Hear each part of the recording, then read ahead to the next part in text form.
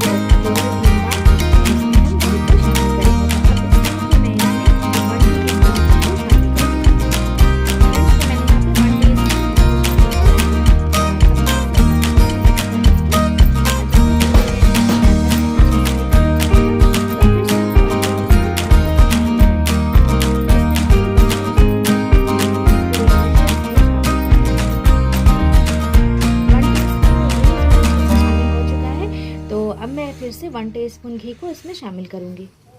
तो यहाँ पे मैंने फिर से 1 टीस्पून घी को शामिल कर लिया और इसे अच्छे से मिक्स कर लेते हैं। तो जो दूसरा टीस्पून मैंने घी दिया था वो भी इसमें अच्छे से मिक्स हो चुका है।